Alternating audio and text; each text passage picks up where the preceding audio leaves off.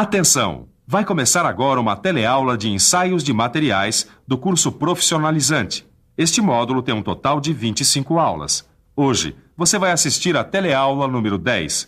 Bons estudos!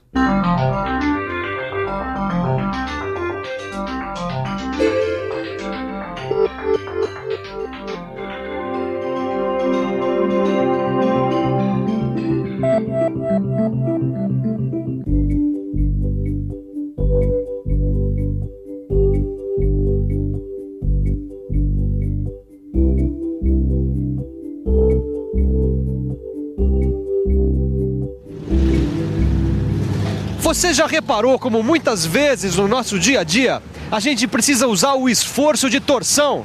Bom, o esforço de torção é um esforço mecânico aplicado no sentido de rotação, do jeito que o nosso amigo está fazendo aqui, ó. Só que muitas vezes o material não aguenta o esforço e se quebra. É por isso que é muito importante a gente conhecer o ensaio de torção. Na teleaula de hoje, você vai conhecer o tipo de força que provoca a torção, vai conhecer o momento torsor, vai ver também como é feito o ensaio de torção e conhecer suas fraturas mais comuns. O ensaio de torção é simples de ser realizado, mas para obter as propriedades do material ensaiado, a gente precisa fazer alguns cálculos matemáticos e também precisa usar os dados obtidos no ensaio de tração. Fique ligado, porque a nossa teleaula está começando.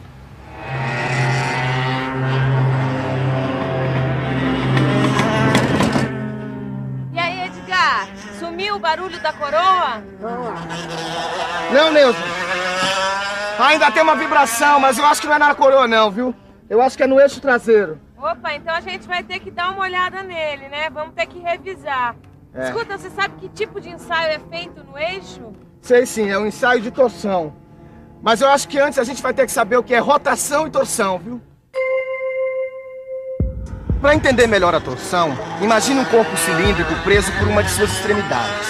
Se ele passa a sofrer uma ação de uma força no sentido de rotação aplicado na extremidade solta do corpo, ele vai girar no sentido da força.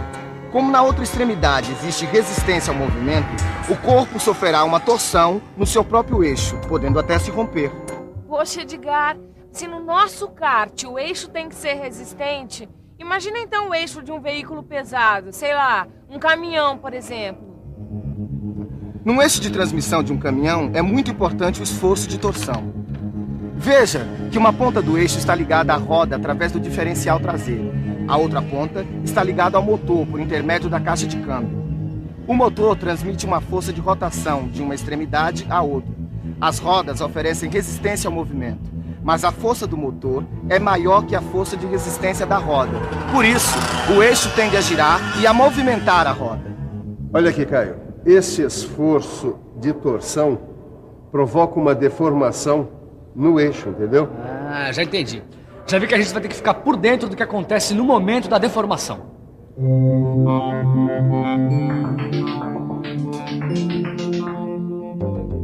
No momento da deformação elástica, a letra D é o diâmetro do eixo e L seu comprimento. A letra grega φ minúscula é o ângulo de deformação longitudinal. A letra grega θ minúscula é o ângulo de torção, medido na seção transversal do eixo. E no lugar da força de rotação, a gente vê um elemento novo, o MT, que representa o momento torsor.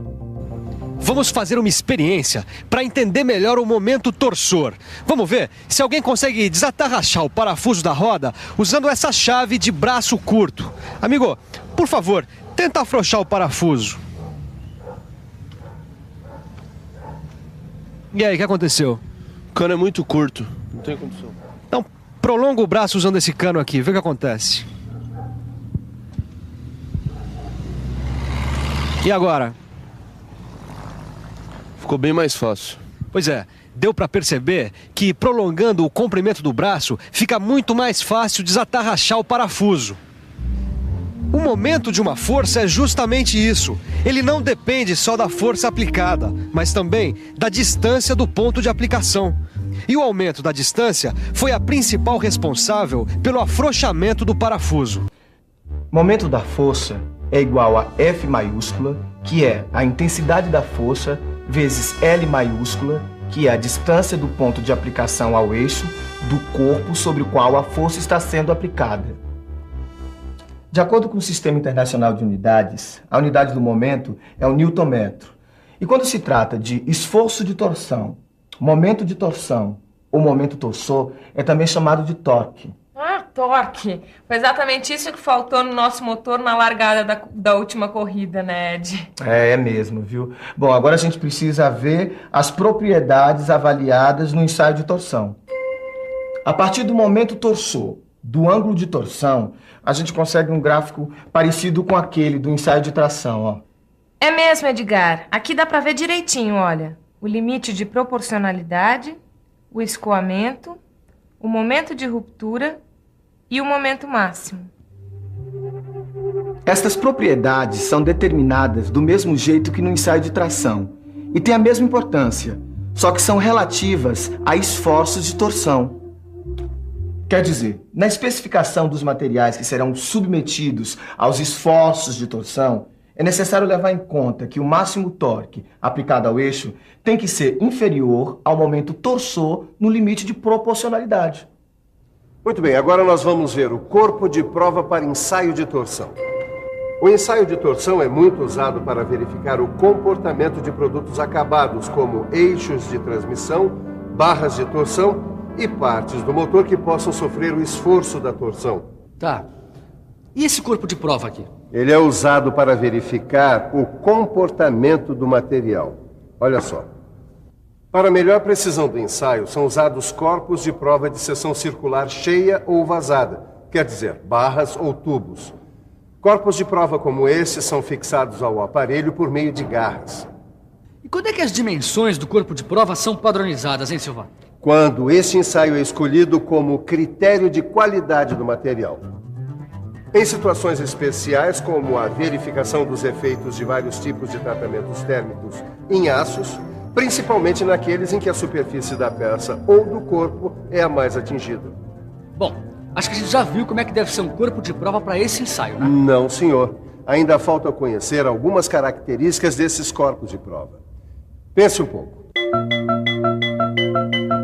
Vamos pensar um pouco. Deixa eu ver. O comprimento e o diâmetro do corpo de prova devem permitir as medições de momentos e ângulos de torção com precisão. Também é muito importante uma centragem precisa do corpo de prova na máquina de ensaio, porque a força deve ser aplicada no centro do corpo. O esforço de torção está muito presente no nosso dia a dia. Aqui nessa lanchonete, por exemplo, ele pode ser observado quando o pessoal faz um suco de laranja, ou um milkshake de chocolate, ou até quando faz a limpeza no material de cozinha. É claro que na metalmecânica, o esforço de torção é um pouco mais complexo do que aqui na lanchonete. Por isso mesmo, é necessário fazer um ensaio de torção.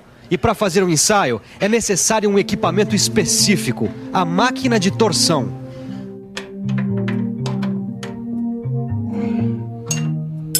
Pronto, Neuza. Garanto que esse eixo tem mais resistência ao esforço de torção do que o outro, viu? Ainda bem, né, Edgar? Mas sabe que a gente falou tanto do ensaio de torção que eu queria saber como ele é feito? Mas isso é muito fácil, Neuza. É só você ficar de olho no ensaio de torção.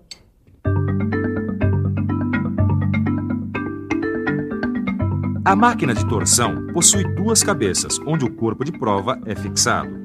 Uma dessas cabeças é giratória e aplica ao corpo de prova o momento de torção. A outra cabeça está ligada a um pêndulo que indica, através de uma escala, o valor do momento aplicado ao corpo de prova. Muito bem, tá vendo? Ah, tá aí, Silva. Gostei desse ensaio. Então agora, Caio, eu vou te apresentar algumas fraturas típicas do ensaio de torção. Olha, eu achei que o corpo de prova quebrasse sempre do mesmo jeito. Não. O aspecto da fratura depende do material do corpo de prova. Se o material for dúctil, a fratura deverá ser de um tipo. E se o material for frágil, então a fratura será de outro tipo. Tá. Os corpos de provas de materiais dúcteis apresentam uma fratura segundo um plano perpendicular ao seu eixo longitudinal.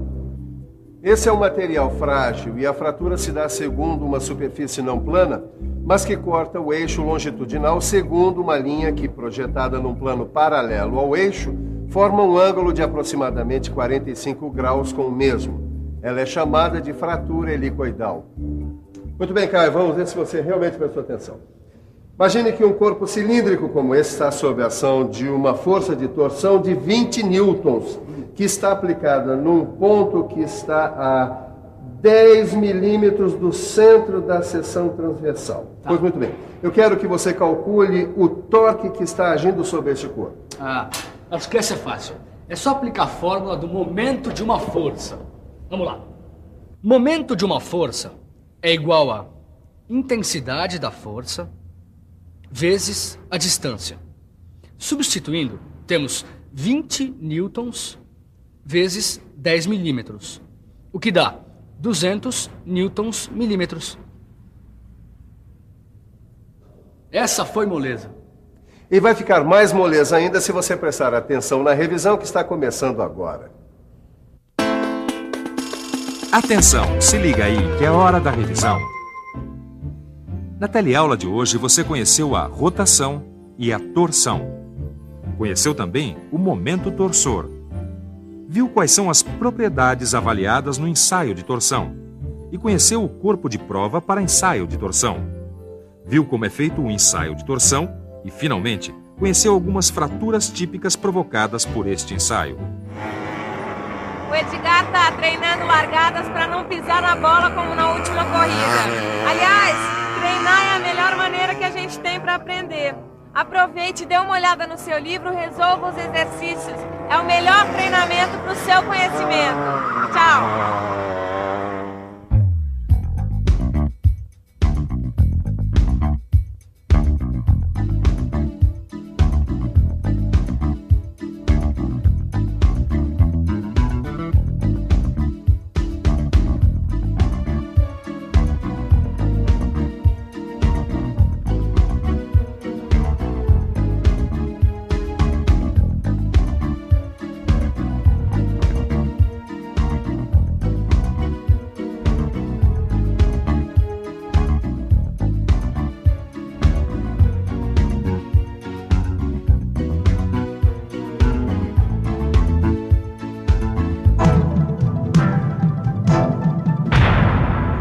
Telecurso 2000, um programa de educação do Sistema Fiesp e da Fundação Roberto Marinho.